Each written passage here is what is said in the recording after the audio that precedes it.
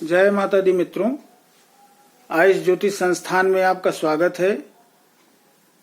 मित्रों, आज हम ज्योतिष के एक नए अध्याय पर चर्चा करेंगे, जिसको हम लोग षोडश वर्ग कुंडली के नाम से जानते हैं।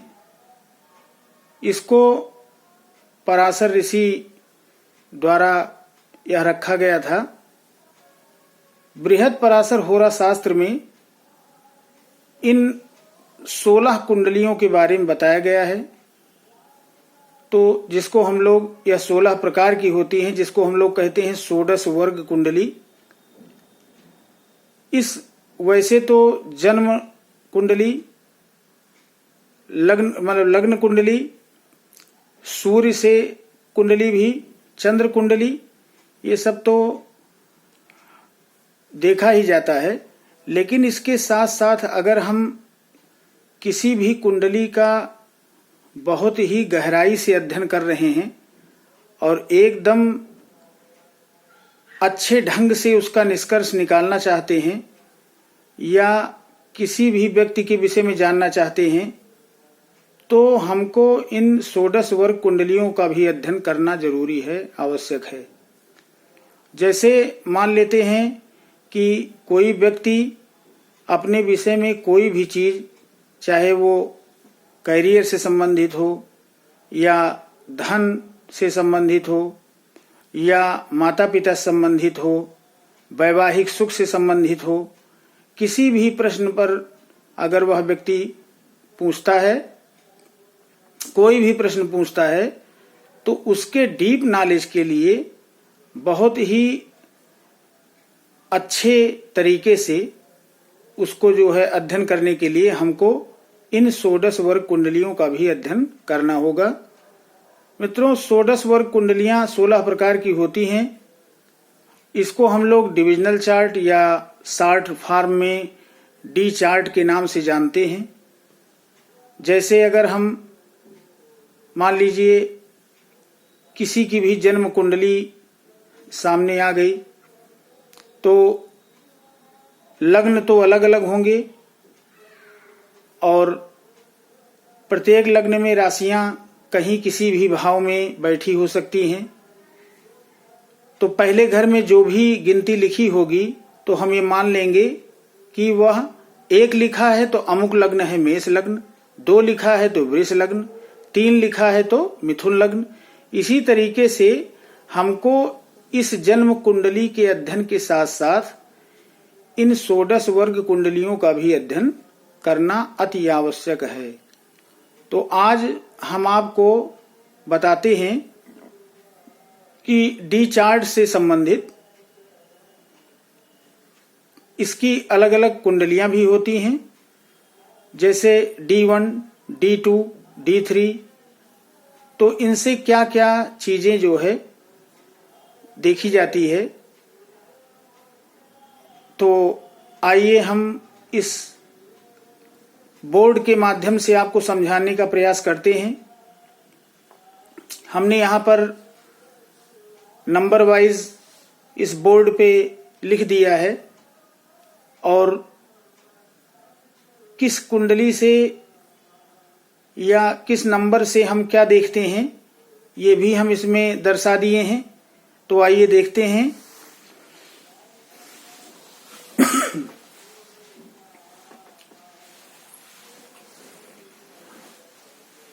मित्रों, ये आपके सामने षोडश वर्ग कुंडली है। तो अगर नंबर 1 पर आता है D1, यानी कि स्वयं जन्म कुंडली का अध्ययन। जन्म कुंडली माने संपूर्ण जीवन आपका, उसको हम D1 के नाम से जानते हैं। आ जाते हैं D2, इसको होरा कुंडली। होरा कुंडली से हम धन संपत्ति व्यक्ति के पास कितना होगा, वह धन कितना प्राप्त करेगा जीवन में, बचा के रख पाएगा कि नहीं, इसका अध्ययन करेंगे D2 से, यानी इसको हम ज्योतिष की भाषा में होरा कुंडली कहते हैं। तीसरे नंबर पर D3, इसको कहते हैं दृष्कांड।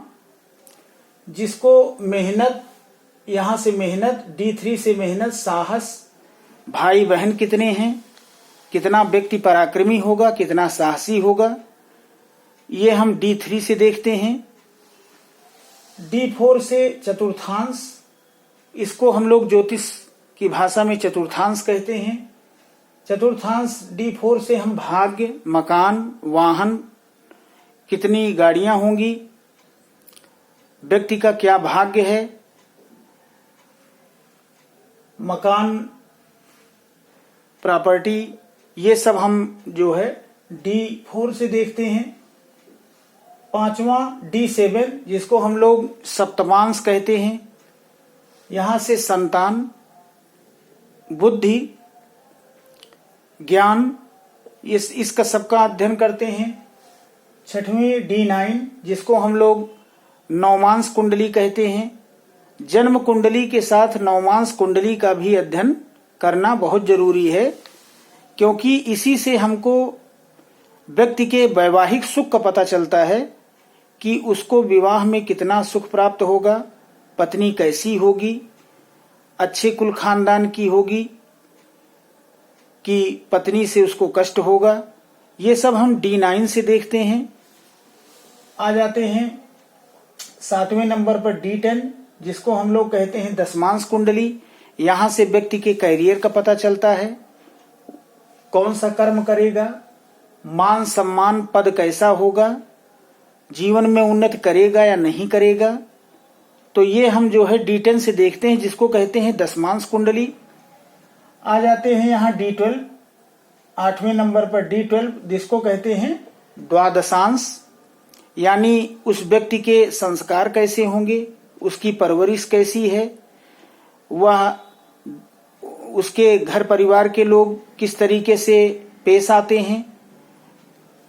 उसके बाद आ जाते हैं D16, जिसको कहते हैं षोडशांश, वर्तमान खुशी, सुख कितना होगा व्यक्ति को, वर्तमान समय में वो प्रसन्न है या नहीं, किसी बात को लेकर कष्ट है कि नहीं है, कितना वह व्यक्ति परेशान है। या जो है हम D16 से D20 आ जाते हैं, जिसको कहते हैं विषांश, कितना व्यक्ति पूजा पाठ करने वाला, धर्म को मानने वाला होगा, वह पूजा उपासना साधना कितनी करता है, ईश्वर के प्रति श्रद्धा है कि नहीं है, विश्वास रखता है कि नहीं रखता है। इस सब का अध्ययन जो है हम D20 से। D24, जिसको कहते हैं चतुर्विशांश, विद्या कितनी है, ग्रहण शक्ति उसकी कितनी है, ज्ञान कितना है, यह जो है हम चतुर्विशांश से D24 से देखते हैं। और उसके बाद आ जाते हैं D27, 12वें स्थान पर D27, जिसको कहते हैं सप्तविशांश, यानी उस व्यक्ति की शारीरिक मानसिक उन्नति कितनी होगी, वह व्यक्ति देखने में कैसा है, उसका मस्तिष्क कैसा है, बुद्धि कैसी है, मानसिक रूप से वह कितना मजबूत है। उसके बाद यहाँ D30, जिसको हम लोग त्रिशांश कहते हैं, वह जीवन में कितना दुख कष्ट उसको उठाना है, तकलीफ कितनी उसको है जीवन में, किस प्रकार का उसको कष्ट है, वह अपने किसी रोग से उबर पाएगा या नहीं। इसको हम जो है D30 से D40, जिसको कहते हैं खवेदांश, मातृपक्ष से पाप और पुण्य का पता, माने उस जातक की माता के कितने अच्छे कर्म रहे हैं। यहां से हम 7 पीढ़ियों तक इस बात का पता लगा सकते हैं कि माता पक्ष से उसके घर वालों से क्या स्थिति है, अच्छे बुरे कर्म का फल जो है वो हमको जो है D40 से पता चलता है। D45 से अक्ष वेदांश, माने पिता की तरफ से पितृपक्ष से उसको क्या जो है कितना उसने पाप या पुण्य कमाया है, कि जो 7 पीढ़ियों तक अच्छे बुरे कर्म का फल पिता की भी तरफ से भी देता है कि पिता ने कितना पूर्व जन्म में वह कैसे था, क्या था, कितना उसने अच्छे कर्म करके कितने कैसे फल अर्जित किए हैं, उसके संस्कार कैसे हैं। आ जाते हैं D60, जिसको हम लोग कहते हैं ज्योतिष की भाषा में सस्टियंस, जिससे सर्वस्थित का विचार किया जाता है। हम जन्म कुंडली को रख करके और इस D60 यानी कि सस्टियंस को भी सामने रख करके दोनों बातों से यह पता लगा सकते हैं कि उस व्यक्ति के सर्व स्थिति का विचार कर सकते हैं कि सभी भावों में उसकी कैसी स्थिति है। तो आज हमने आपको षोडश वर्ग कुंडली यानी डी चार्ट कैसे देखा जाता है, प्रत्येक भाव से किस चीज का पता होता है, इस विषय पर आपको जानकारी दी। तो आशा करते हैं कि आप लोग समझ गए होंगे। आने वाले समय में हम आपको अलग अलग, जैसे D1 से लेकर के मैंने D1 D2 अलग अलग कुंडलियों के बारे में बताएंगे कि षोडश वर्ग कुंडलियों के, और किस भाव से किस चीज का अध्ययन करते हैं। इस षोडश वर्ग कुंडली से हमको जो है बहुत ही सटीक जानकारी प्राप्त होती है। पराशर ऋषि ने इसका संपूर्ण व्याख्यान बृहद पराशर होरा शास्त्र में दिया है। तो मित्रों, हमारे इस चैनल को ज़्यादा से ज़्यादा सब्सक्राइब कीजिए, बेल आइकन को भी दबाइए, लाइक कीजिए और शेयर कीजिए। धन्यवाद। जय माता दी।